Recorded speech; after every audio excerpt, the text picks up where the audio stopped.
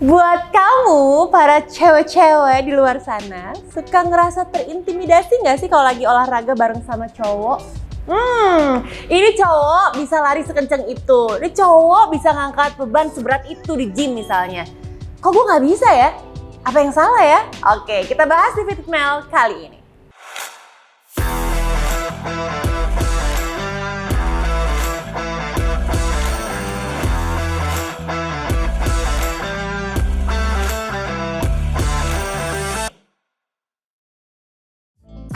Selamat datang di Fit with Mel sama aku Melanie Putri ya. Kalau kamu suka banget sama videoku yang ini, tolong dikasih like-nya ya nanti ya.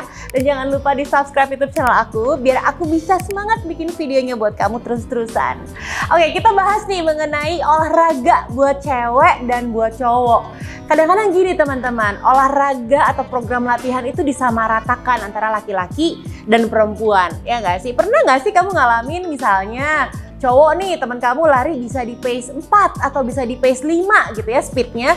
Terus kamu juga pengen lari di kecepatan segitu tapi nggak bisa, nggak mampu. Atau misalnya kalau lagi di gym, ada cowok yang ngangkat beban berat gitu kan untuk latihan bicep curl misalnya 10 kilo.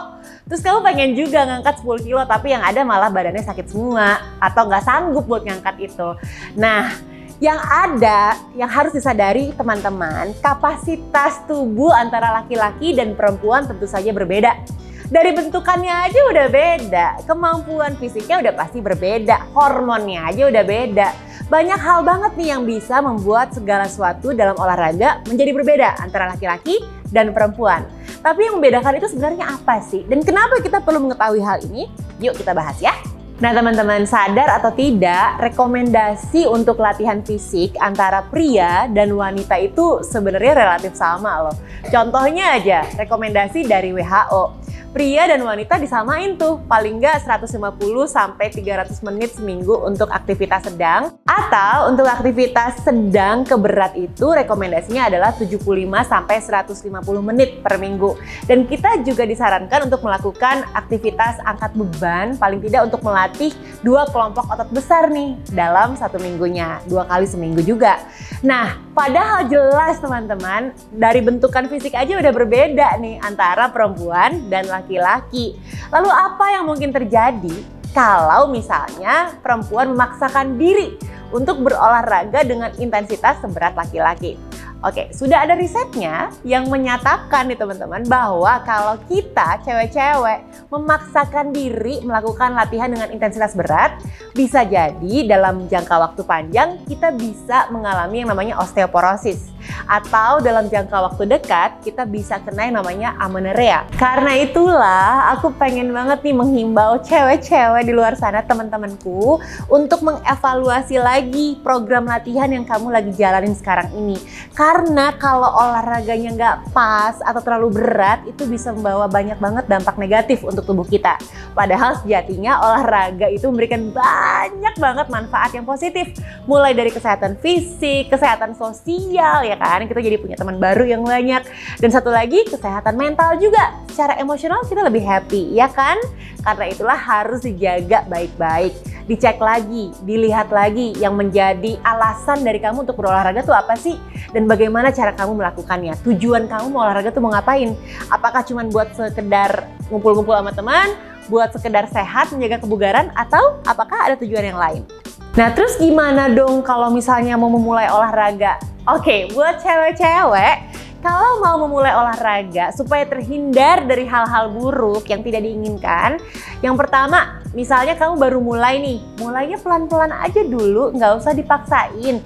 Contoh, aku dulu pertama kali nyobain lari, nggak bisa tuh ujuk-ujuk langsung lari 10 kilo.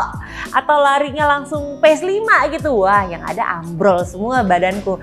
Nah, mulai dari contoh nih ya, 15 menit jalan cepat dulu.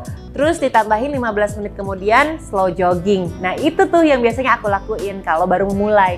Gak usah pikirin pace, gak usah pikirin jarak, gak usah pikirin apa-apa. Yang penting ngerasa nyaman dulu karena konsep atau prinsip dasar dari olahraga itu adalah adaptasi.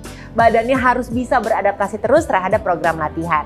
Yang kedua, di manage latihannya teman-teman. Jadi prinsip dari olahraga itu adalah progresif, artinya beban atau intensitas latihan itu makin lama makin naik, makin meningkat. Jadi misalnya minggu ini kamu larinya 5 km, minggu depan kamu bisa tambahin tuh 10%. Nah, the magic number di olahraga itu kalau mau meningkatkan beban latihan adalah 10% ya. Nggak boleh lebih dari itu. Minggu pertama 5 kilo, minggu keduanya kamu langsung naikin di 5,5. Jadi jangan langsung 10 km. Karena untuk mencegah hal-hal yang tidak diinginkan terjadi. Karena aku pernah nih ya, waktu dulu awal-awal lari, minggu pertama nyobain lari 5 kilo, minggu kedua sotoy banget, nyobain lari langsung 10 kilo. Walhasil apa yang terjadi? Besoknya badannya kayak dilindas tronton. Sakit semua rasanya. Nah itu yang kita hindari karena kalau udah ngerasa sakit semua kayak gitu, biasanya yang terjadi apa? Kapok kan olahraganya, langsung stop. Yang disalahin apanya? Larinya. Nah kita nggak mau jadi berhenti tiba-tiba, padahal lari memberikan banyak banget manfaat untuk tubuh kita. Nah berikutnya adalah yang ketiga nih, pahami siklus menstruasinya kamu teman-teman. Karena banyak yang nanya ke aku, Kak Mel kalau lagi mens tuh boleh olahraga nggak sih?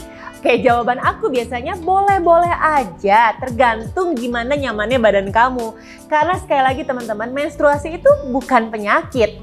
Itu adalah siklus naturalnya kita, para wanita, selama 1 bulan sekali biasanya datangnya ya. Dan kalau aku biasanya memang nggak ada symptoms yang mengganggu. Jadi aku nggak ngerasain tuh yang namanya pusing, sakit perut, keleyengan, lemas, lesu. Jadi aku tetap bisa ngejalanin olahraga seperti biasa. Tapi memang ada pengurangan intensitas sedikit yang aku lakukan. Tapi bagi kamu yang emang kalau setiap menstruasi ngerasa sakit perut banget, uring-uringan, pusing, lemes, dan sebagainya, misalnya sampai harus wah gila nggak bisa dipaksain olahraga, ya jangan dipaksain. Just listen to your body. Kalau emang nggak bisa melakukan aktivitas olahraga saat mens, ya udah nggak apa-apa, istirahat aja dulu. Tunggu badannya kembali segar, baru mulai lagi aktivitas olahraganya. Oh iya, terkait menstruasi ini ada satu penelitian menarik nih yang aku pernah baca. Jadi selama 7-10 hari setelah menstruasi, di tubuh wanita itu akan terjadi peningkatan hormon estrogen. Dan akibatnya bisa membuat kurangnya kemampuan otot hamstring untuk melakukan peregangan. Nah ini biasa terjadi nih, biasanya perempuan akan mengalami cedera pada lutut kalau misalnya memaksakan untuk olahraga dengan intensitas yang tinggi. Jadi sekali lagi teman-teman, dengarkan tubuhnya baik-baik, jangan dipaksakan olahraganya ya.